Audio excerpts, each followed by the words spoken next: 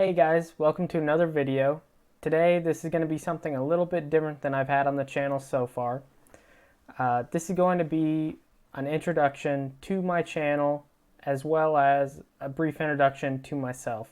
In this video I'll be painting the iRacing Pro 4 Stadium truck in Gimp, and I'll be commentating that, giving you information about me and what I want this channel to be.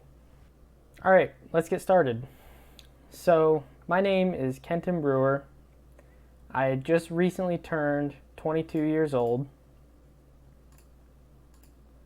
I was born and raised in the Kansas City, Missouri area, and I've lived here my whole life. And I've loved racing for as long as I can remember.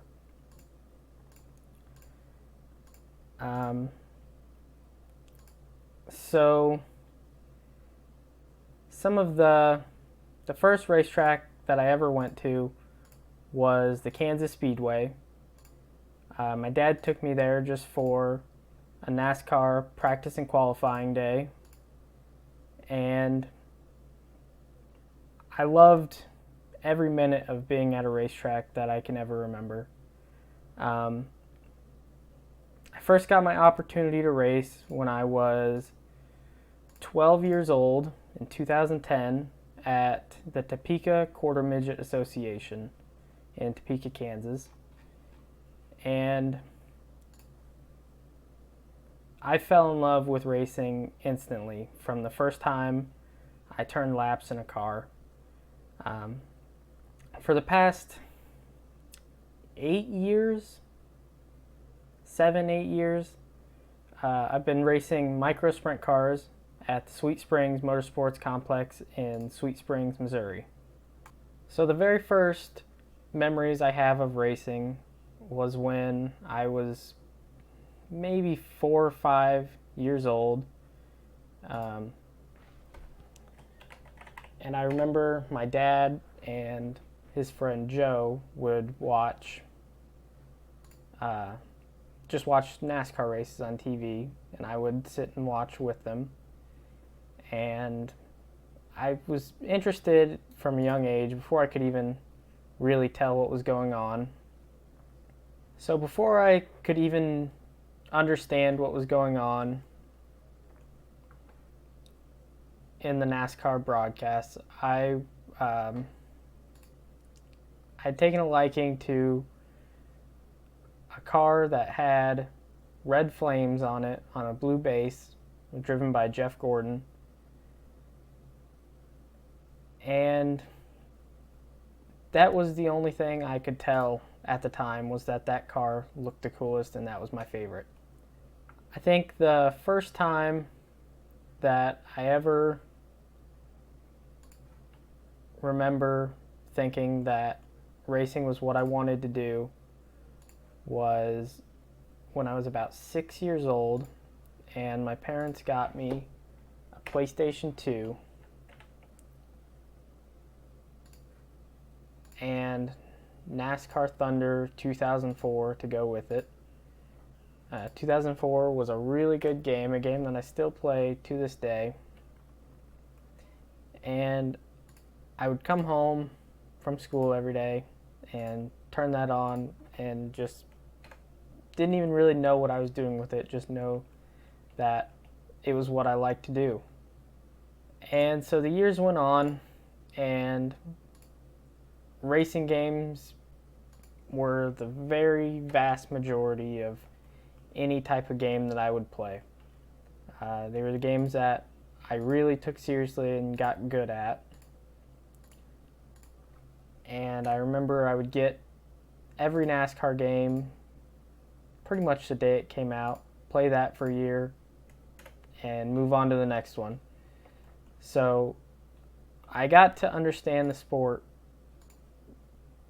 as well as any 10-year-old probably could from just playing the NASCAR games. And I always thought that I could drive a race car if I got the opportunity to.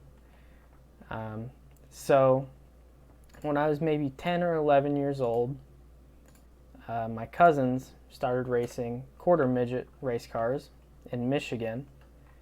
And when they decided that they didn't want to, that it wasn't for them, we went and picked up a trailer and one of the cars. And in the next couple years, I started racing quarter midgets in Topeka, Kansas. And that was huge for me. I still remember the feeling I got when I won my first race, and just the self-worth that I felt that I had never gotten and still haven't really gotten from anything else. So I started off in the senior novice division, and I raced that for I think only 3 races before they moved me up to the they had moved me up to the senior Honda division, and we thought that would work out, and I ran, I don't know, five races maybe. I was overweight in the class, so I was at a disadvantage, although we didn't think it would be that bad starting out. But throughout the season, we kind of got a better idea that I might not be able to be as competitive in that class. So we moved me up to the heavy Honda division, and from there things kind of started to take off.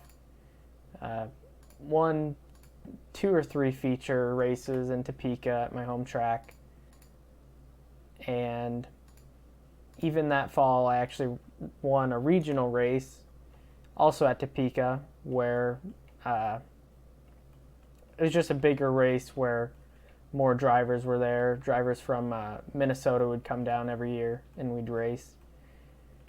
But that was a really big victory for me, really boosted my confidence, and kind of just made it feel like there was more than just racing weekly at Topeka that I could accomplish. We ran the rest of the year on that, and for the next season in 2011, I would move up to the heavy 160 class while still running the heavy Honda class. And I did go on to win a lot of races that year in both classes, but especially the heavy Honda class. I won the track championship that year against some good competition. Usually came down to me and one other kid for the wins in both classes, really. And we kind of struggled with the heavy 160 car throughout the year, but we still did win some races with it. So it was just a big learning year for us.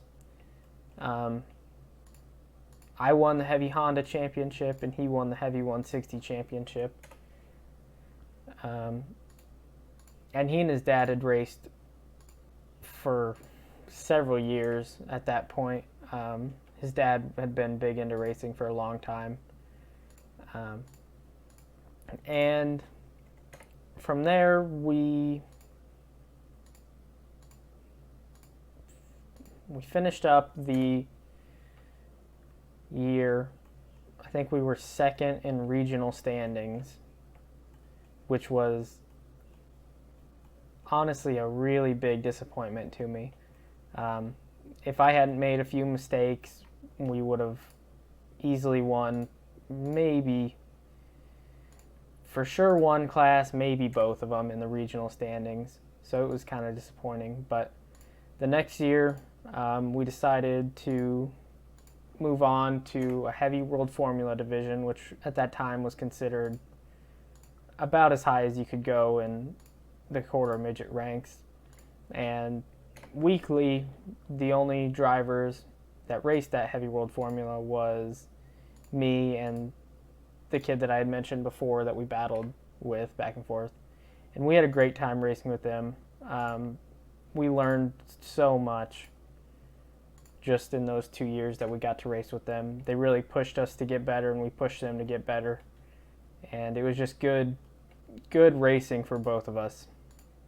So that year, in 2012, I actually still won quite a few feature races at Topeka and won a few of the regional races.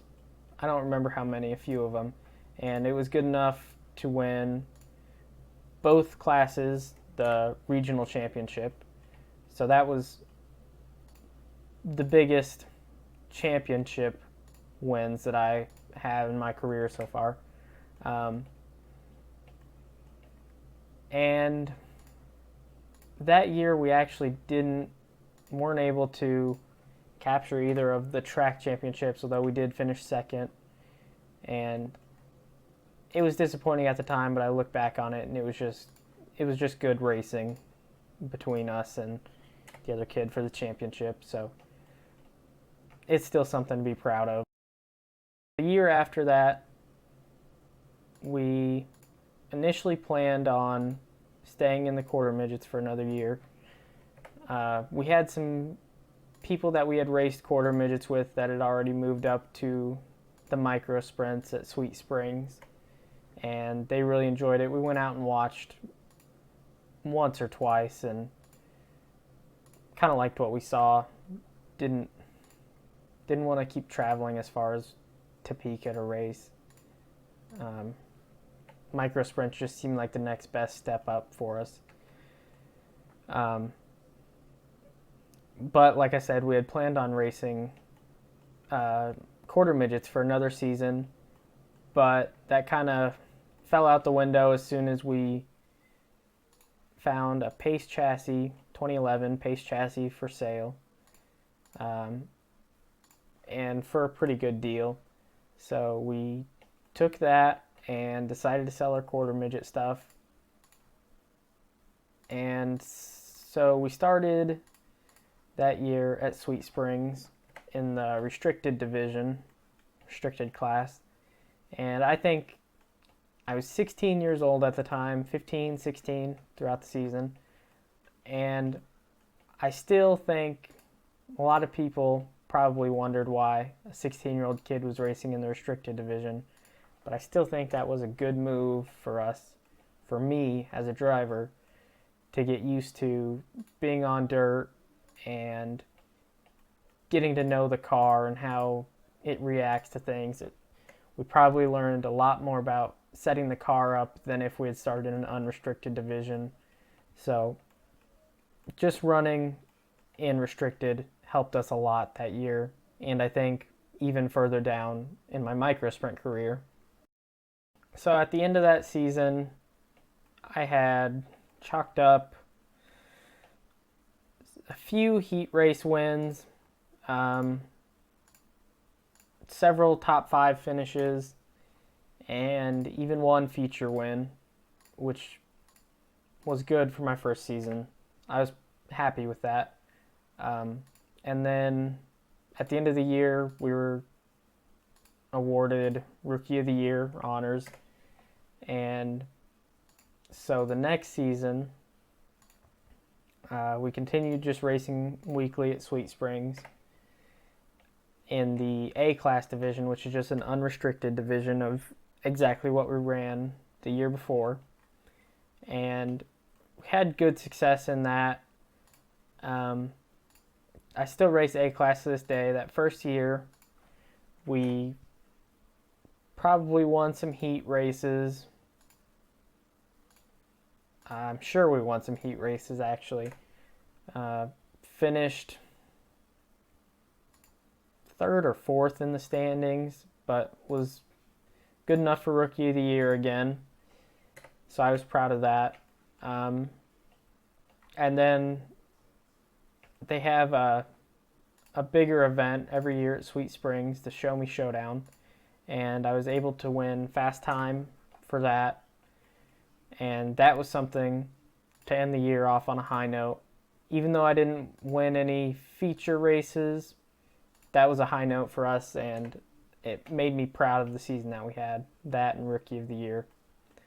The next season, in 2015, we continued racing in the A class, and also added a non-wing class to what we were running. And I had success in non-wing right away. I loved it. My very first race out, I was racing against some fairly experienced guys and was able to actually win my first night out. And I was so proud of that. It was a huge confidence booster and helped me out racing in a class that's known for being difficult.